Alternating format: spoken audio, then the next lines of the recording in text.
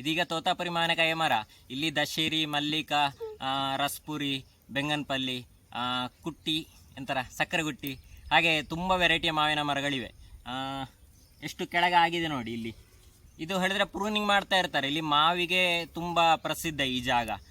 ಸಣ್ಣ ಸಣ್ಣ ಗಿಡಗಳಲ್ಲಿ ಕೂಡ ಮಾವಿನಕಾಯಿ ಆಗ್ತಾ ಇರ್ತದೆ. ನಮಸ್ತೆ, ನಾವೀಗ ಕೋಲಾರದ ಶ್ರೀನಿವಾಸಪುರದಲ್ಲಿದ್ದೇವೆ.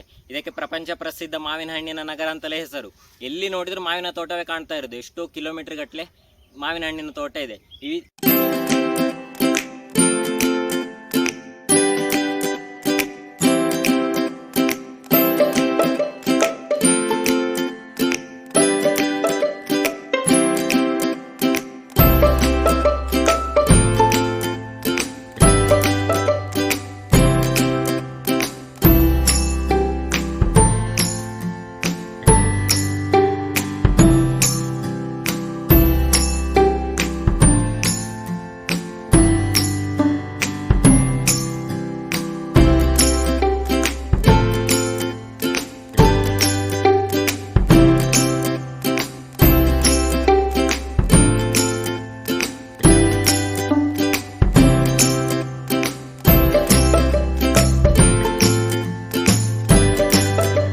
ನೋಡಿ, ಎಲೆಗಿಂತ ಜಾಸ್ತಿ ನಮಗೆ ಕಾಣ್ತಾ ಇರೋದು ಮಾವಿನಕಾಯಿ.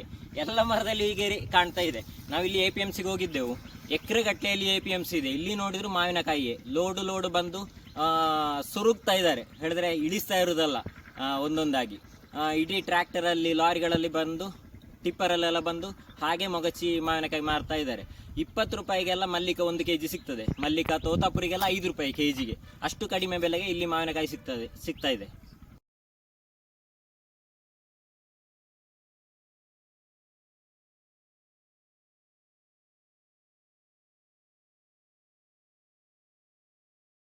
ಇದೀಗ ಎಷ್ಟು ಸಣ್ಣ ಗಿಡದಲ್ಲಿ ಮಾವಿನಕಾಯಿ ಆಗಿದೆ ಅಂತ ನೋಡಿ.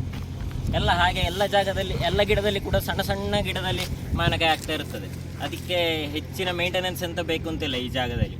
ಇಲ್ಲಿಯ ದನಿಗಳಿಲ್ಲ. ಹೇಳಿದ್ರೆ ಕೋಲಾರದಲ್ಲಿ ಇರುವುದು ಇವರು ಕೆಲಸದವರು ಮಾತ್ರ ಇದ್ದಾರೆ ಅಷ್ಟೇ. ಹಾಗಾಗಿ ನಾನು ಮಾತ್ರ ಬಂದು ವಿಡಿಯೋ ತೆಗಿತಾ ಇರೋದು. ವಿವರಿಸಲಿಕ್ಕೆ ಯಾರೂ ಇಲ್ಲ ಅಂತೇಳಿ. ಮಲ್ಲಿಕ ನೋಡಿ ಎಷ್ಟು ಚೆಂದ ಆಗಿದೆ ನೋಡಿ. ಬೆಳೀತಾ ಉಂಟಷ್ಟೇ, ಕೊಯ್ಲೆಲ್ಲ ಆಗಬೇಕಷ್ಟೇ. ಎಲ್ಲ ಮರದಲ್ಲಿ ಹಾಗೆ ಉಂಟು, ಕೊಯ್ಲು ಆಗ್ತಾ ಉಂಟಷ್ಟೇ. ಇಲ್ಲ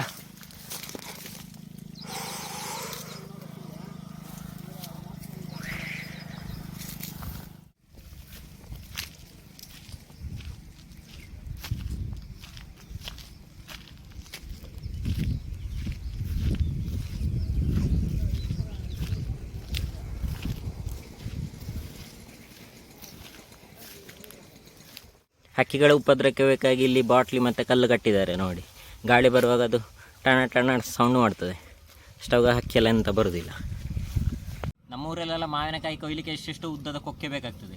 ಇಲ್ಲಿ ನೋಡಿ, ಕೊಕ್ಕೆ ಬೇಡ, ನಿಂತುಕೊಂಡು ಕೊಯ್ಬೇಕು ಅಂತಿಲ್ಲ, ಕೂತ್ಕೊಂಡೇ ಕೊಯ್ಬೇಕಾಗ್ತದೆ. ಎಷ್ಟು ಕೆಳಗೆ ಉಂಟು ನೋಡಿ. ಮತ್ತೆ 1 kg 2 kg ಅಂತೇಳಿ ಮಾವಿನಕಾಯಿ ಕೊಡೋದಿಲ್ಲ. ಕ್ರೇಟ್ ಲೆಕ್ಕದಲ್ಲಿ ತಗೊಳ್ಬೇಕಾಗ್ತದೆ. ಅಂತ ಹೇಳಿದ್ರೆ ಹರಾಜು ರೂಪದಲ್ಲಿ ಇರುವುದು ನೋಡಿ. ಹಾಗಾಗಿ ಹೆಚ್ಚಿನ ಸಂಖ್ಯೆಯಲ್ಲಿ ಒಳ್ಳೆ ಕ್ವಾಲಿಟಿ ನಿಮಗೆ ಮಾವಿನಕಾಯಿ ಬೇಕು ಅಂತ ಹೇಳಿದ್ರೆ ಈ ಜಾಗಕ್ಕೆ ಬರ್ಬೋದು. ವಿಡಿಯೋ ನಿಮಗೆ ಇಷ್ಟ ಆಗಿದ್ರೆ ನಮ್ಮ ಯೂಟ್ಯೂಬ್ ಚಾನಲ್ ಸಬ್ಸ್ಕ್ರೈಬ್ ಮಾಡಿ, ಲೈಕ್ ಮಾಡಿ, ಕಮೆಂಟ್ ಮಾಡಿ.